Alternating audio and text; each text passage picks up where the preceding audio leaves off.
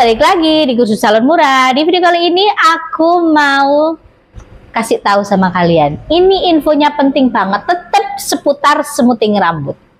Jadi ini kalian tonton video ini. Ini durasinya nggak panjang kok, tapi ilmunya sangat bermanfaat.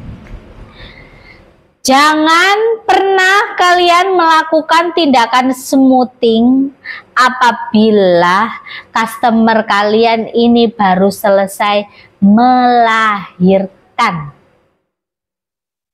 Kenapa Kak? Kok nggak boleh? Bukan nggak boleh ya. Boleh dilakukan asalkan rambutnya tidak lebih daripada sebahu. Dan tidak boleh dilakukan dengan orang-orang yang ilmunya, dalam arti skillnya masih cetek. Harus jam terbangnya lebih tinggi. Karena ada satu cerita, bukan cerita lagi, kasus ya. Ada ibu-ibu baru melahirkan. Namanya baru melahirkan itu kondisi rambut itu sudah acak-acakan, boro-boro mikir cantik ya kan, rambut asal digelung, asal dijepit, yang penting anaknya bisa kepegang, anaknya bisa keramut, anaknya bisa terawat. Datang ke sebuah salon, pengen melakukan pelurusan rambut, kok ya apesnya ya, entah itu dipegang sama pegawai baru kah atau gimana, aku juga nggak tahu pasti. Rambutnya ini disisir, copot sendiri dari kulit kepalanya. Tuh, botak. Histeris sampai teriak-teriak menangis di salon itu.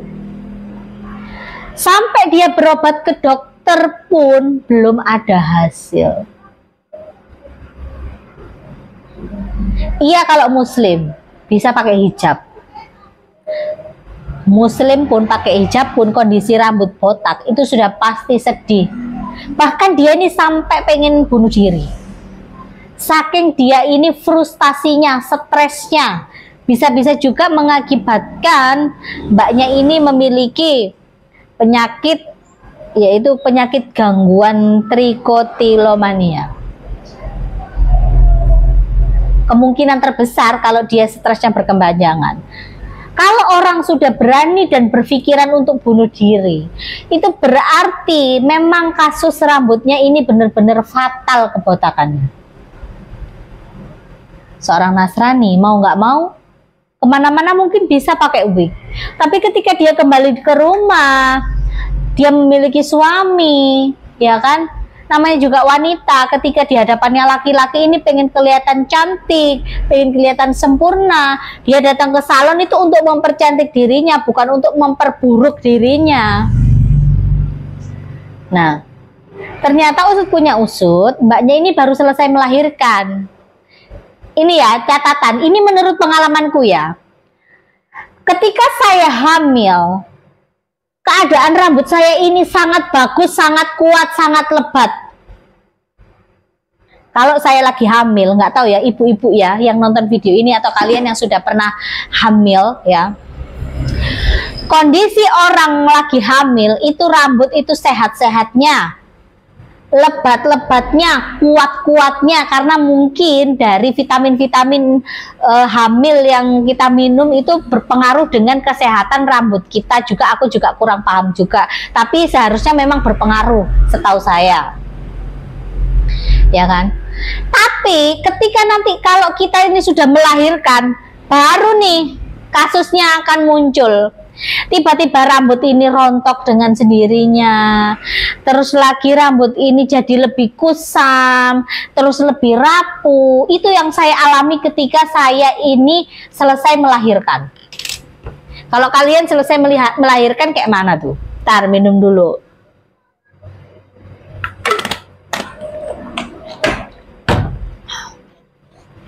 Aku rasa semua orang pasti mengalami hal yang sama kayak aku. Mungkin juga mbaknya ini yang smoothing di salon itu belum mengerti yang seperti itu, ya kan. Dan salonnya pun juga nggak paham. Makanya terkadang kita itu perlunya berkonsultasi, perlunya sharing dengan salon supaya tahu nih kondisi awal rambutnya gimana, riwayatnya kamu habis ngapain, habis kejadian apa, hamil kah, diwarna kah, di bleaching kah, diapain kah, harus tahu dulu. Dan customer wajib jujur.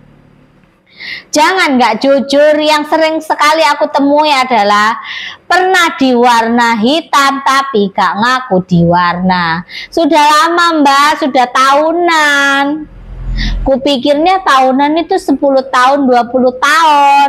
Ternyata sudah lamanya ini 3 bulan, 6 bulan, nggak sampai setahun. Itu berarti kalau di dalam bahasa persalonan itu masih baru, pigmen hitamnya masih kuat. Otomatis kalau kena obat smoothing yang sama-sama panas ya merotol alias patah-patah. Hal-hal seperti ini harus kita pahami dan kita tahu sebagai kita pemilik usaha salon. Jangan hanya sekedar mbak mau smoothing, iya harganya sekian, yang penting dapat duit. Jangan. Kalau sudah kejadian seperti mbaknya ini yang aku ceritain, sampai mau bunuh diri loh, itu kan berarti sudah ibarat apa ya, fatal banget kesalahannya. Dan memang aku lihat itu di atas loh, di atas ini.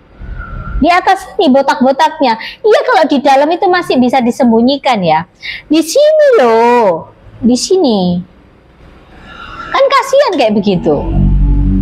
Makanya ibarat katanya nih, selalu aku ini ngomong sampai pegel mulutku. Tapi ternyata orang-orang nih eman ngeluarin duit ya. Kalau kalian pengen buka usaha salon itu, ojo mikir tuku bahan-bahannya dhisik, ojo mikir tuku kursi, mikir tuku kaca, ojo. Kursus dhisik yang bener. Kursus dulu yang bener. Supaya nggak kejadian kayak gini. Karena rambut kalau selesai kita lahiran ini rapuh. Ngolesnya pun harus cepet, ngasih obatnya pun nggak bisa kalau kamu kasih yang normal atau strong. Mau keadaannya rambutnya keriting kayak bagaimanapun, kasih obatnya itu sensitif. Karena rambutnya ini lagi sensitif setelah melahirkan. Kalian pasti ini ya, kalau sudah pasti melahirkan tuh pasti rontok kan rambutnya. Karena lagi sensitif nih, ini bayi sudah keluar. Sudah tidak ada asupan suplemen untuk kita. Kalau kita bisa minum ya, kita dapat baiknya, bayinya dapat baiknya. Kalau bayinya sudah keluar ya, kita nggak minum lagi otomatis. Keadaan rambut kita pun istilah kasarnya akan lebih rawan. Makanya usahakan ini ilmu buat yang baru melahirkan. Ditahan dulu kalau pengen cantik ya. Paling tidak itu umur anaknya ya sekitar 6 bulan ke atas. Baru silahkan kalian melakukan smoothing rambut, melakukan warna silahkan. Carilah salon-salon yang mumpuni ya. Karena rambut setelah melahirkan ini benar-benar sangat-sangat sensitif. Bukan benar-benar lagi, sangat sensitif, rawan kerontokan. Baiknya dipotong dulu. Ya, dipotong.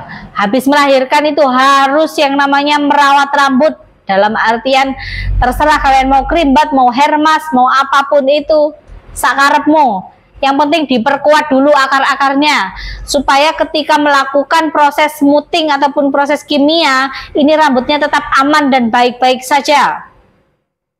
Jangan sampai terjadi yang namanya kebotokan dan kerontokan. Carilah salon-salon yang memang mumpuni di bidangnya. Jangan asal cari murah panjang pendek sekian. Ya, sayangi rambut kamu. Saya ngomong begini bukan menjatuhkan orang yang memberi harga panjang pendek sekian, bukan. Tapi lebih ke dimana kasus rambutmu ini.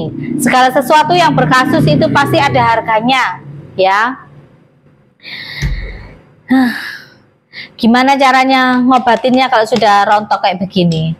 Kalau masih dalam tahap masih normal, kayak pakai minyak kelapa, minyak kemiri, itu masih bisa numbuh dengan baik. Dan yang paling penting harus selalu berpikir positif dan tidak boleh panas otaknya, harus tenang. supaya pelan-pelan rambutnya numbuh dengan baik ya. Catatan sekali lagi aku ulang, jangan pernah melakukan smoothing rambut apabila kalian selesai melahirkan. Biar selesai dulu masa nifasnya. Kalau bisa umur bayinya itu di atas 6 bulan, paling bagus itu 1 tahun ke atas. Silahkan kamu mau keriting kek, mau smoothing rambut kek, mau apa kek, sakarepmu. Itu keadaan rambut kamu sudah normal, hormonnya pun sudah normal, stabil. Tapi kalau mens kamu aja masih berantakan ketika selesai melahirkan, masa nifasnya itu belum kelar, belum terjadi siklus men yang berurutan setiap bulannya, jangan melakukan smoothing dulu ya. Hormonnya masih kacau, masih acak-acakan. Mbak, kamu kok kemeroh banget? Bukan kemeroh ya kan, aku dulu itu mau masuk mahasiswa kedokteran tapi gak ada biaya. Sedikit banyak aku mengetahui, bahkan belajar ya. Jadi sedikit demi sedikit, bukan sedikit demi sedikit, sedikit banyak itu mengerti. Jadi usahakan ketika hormon kamu sudah stabil, ketika kamu sudah selesai melahirkan, hormon stabil itu siklus menmu yang sudah bagus, terus lagi pikiran kamu juga tenang, nggak stres, nggak baby blues segala macem, silahkan smoothing rambut orang popo. Tapi nek pikiranmu masih acak-acakan, ruwet, ikut begadang anak segala macem, jangan pernah melakukan smoothing rambut, nanti berpengaruh sama hasilnya ya. Apa hubungannya kak hormon dengan rambut? Pengaruh sayang. Rambutmu nempelnya di kepala, bukan nempelnya di sini ya. Oke, itu aja yang bisa aku share, aku bagi sama kalian. Hati-hati dalam memilih salon ya. Jangan sekedar murah. Jangan melihat tampilannya saja. Yang paling penting adalah kredibilitas yang punya salon. Ini penting. Karena kredibilitas itu tidak bisa dibeli. Kalau kalian mau tahu ya. Pinter-pinter memilih salon, pinter-pinter memilih di mana kalian ini datang ke suatu tempat. Usahakan berkonsultasi dulu supaya kalian ini paham dan mengerti. Kalau cocok ya lanjutkan, kalau tidak cocok maaf saya ganti salon lain karena saya kurang cocok. Itu tidak masalah ya. Terima kasih buat kalian yang udah nonton video ini. Penting nggak penting, ilmu-ilmu kayak begini itu penting untuk kalian ketahui. Karena apa? Sejatinya pengalaman itu kita bisa belajar dari pengalamannya orang lain, ya kan? Bye.